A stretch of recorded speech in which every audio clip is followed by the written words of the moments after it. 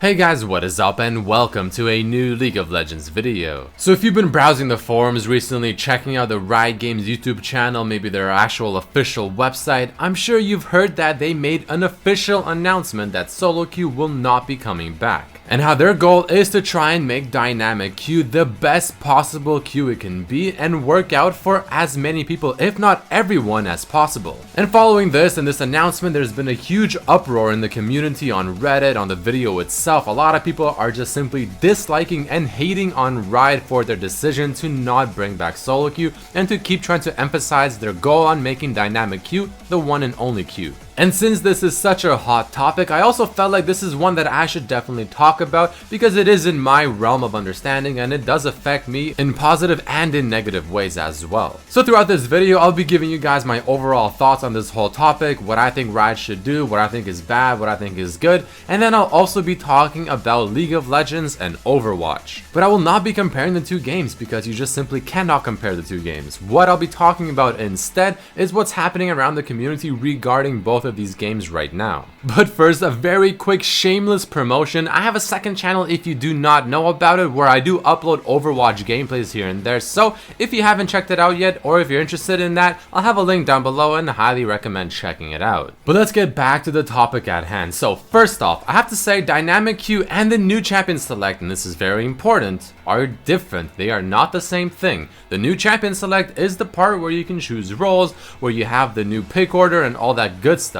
Dynamic queue is the idea of being able to play with any number of friends or just any number of players in the current ranked system. That is what dynamic queue is. So first, the things that I actually do like about dynamic queue. First of all, it doesn't affect the majority of the player base. The things that are just really bad about dynamic queue are only affecting the higher elos, especially Diamond 5 and above, and even further if you're talking about Master or Challenger elos. So chances are for most of the people playing League of Legends, dynamic queue might be just perfectly fine. And the things that I personally like about it is that I can play with any number of friends I want to, well, at least for now. And it feels nice to have that option to do so because doing that in normals just isn't as fun because most of the time it is in normals. I mean, there's just not a lot of incentive to win even if you are playing with your friends. Playing a try-hard game ranked, actually trying to win and doing it with your friends, especially when you do win, it feels absolutely wonderful. It feels amazing, and I like the fact that dynamic queue lets you do that with any number of friends. So in that sense, yeah, dynamic queue is fine. There's really nothing wrong with it.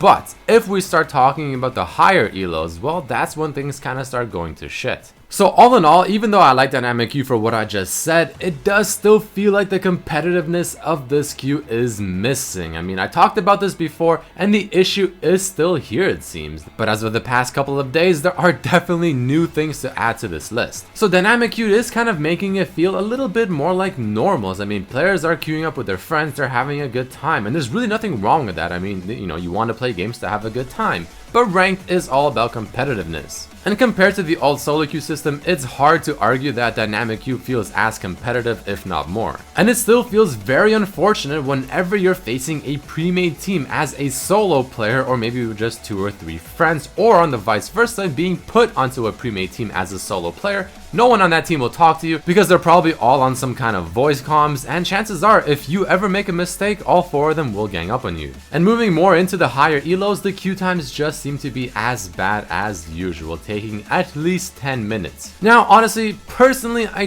don't really mind this queue time too much. I mean, yeah, it can get annoying, especially if you're trying to play several games in a row, especially on stream. Then yeah, I can definitely see that being absolutely ridiculously annoying, but luckily for me that does not apply because I never stream. But what I just said is old news. I talked about this in another video. Let's talk about the new things. Well, Riot has newly introduced things that are just simply not good for dynamic queue, especially for the higher elo. So these changes only affect a very small percentage of players, but I personally happen to be one of those players. So first off, they will be limiting to how many people you can queue up with in Diamond Plus elo, so you can either solo queue, duo queue, or trio queue. Now at first glance, this seems perfectly fine. I mean, this making it feel like the old solo queue system, which is apparently what everyone wants, but the problem lies in the fact that it is strictly only for the higher rating, Diamond 5 and above. The fact that people can climb with friends up to diamond and then suddenly have this restriction placed on them out of nowhere just feels unsatisfying and kind of random. It should be either everyone or no one gets this so-called feature.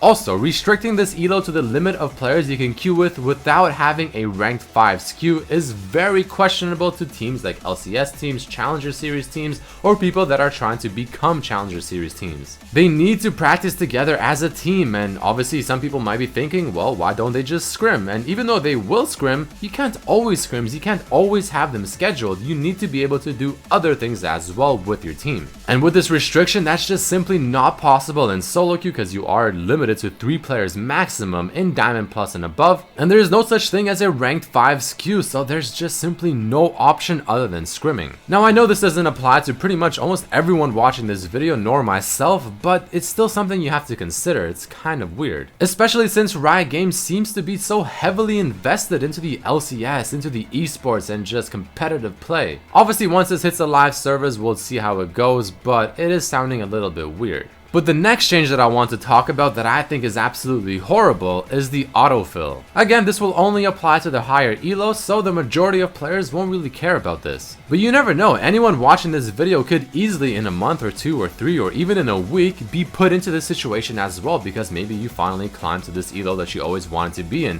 Maybe you're finally diamond or above. And suddenly something you never cared about is something you instantly start caring about. So with this autofill feature, I mean, I fully understand what Riot's intents are. They're trying to minimize queue times, especially in higher elos like Masters Plus or even Diamond. But this seriously feels like a band-aid solution, something that's very temporary and should be considered temporary. The way they described it to work is as follows. You queue up with, let's say, mid and top lane, your 2 roles, you are in queue for 15 minutes and the game is still not found. The game will then autofill you by giving you another role to queue you for from the other 2 that you chose, so maybe something like jungle. But keep in mind that being able to play a role that you're not comfortable in, so for me for instance maybe jungle or support, in a higher elo setting where everyone is potentially playing their best role and they're playing it quite well, is going to be extremely problematic, not only for myself and giving me a very bad experience, but for my team as well, because chances are I will not be performing to my best. Now the problem here is not necessarily the idea, but more the implementation.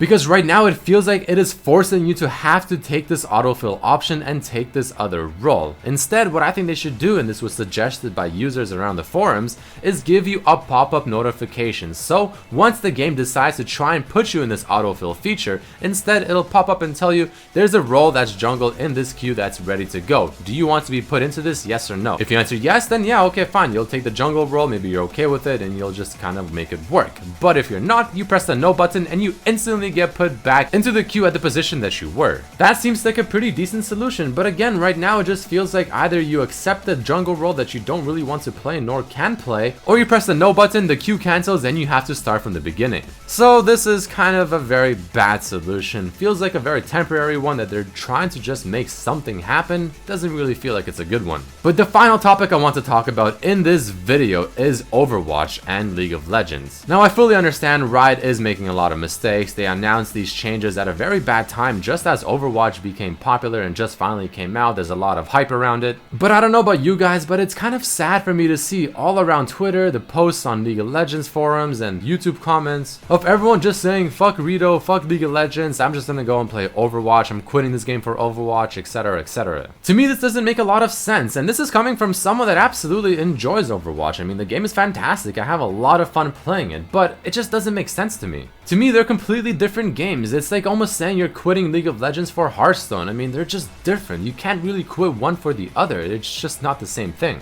To me, these are games that can easily coexist. The one game does not diminish the power or the capabilities or the population of the players from the other game. The reason Overwatch is so hype is because it's a new game, it's a fresh experience, and it's a good one at that as well. It feels fun to play, the graphics are fantastic, the characters are amazing. It really is a fantastic game. And League of Legends is one of those games where it's a very try-hard game, you know? Losing in League of Legends just feels awful, while winning feels amazing. And since Overwatch has these short games, you know, maybe 6 to 10 minutes long, losing those just doesn't feel as bad. So I fully understand where everyone's coming from. I mean, the game is a lot of fun to play, Riot is kind of making some big mistakes at the wrong times, but again, you just can't compare the two games. The way I look at it is, you play some League of Legends, maybe you lose a few games, you get tilted, you get tired of the game, you stop playing, you go play some Overwatch. It's a completely different game, a different pace of style, the genre is absolutely different as well. You play Overwatch for maybe an hour or two, then you get bored of that, you go back to League of Legends, you play that for an hour or two, you get bored of that, and you just swap between the two, you know, it keeps things fresh, it keeps things exciting,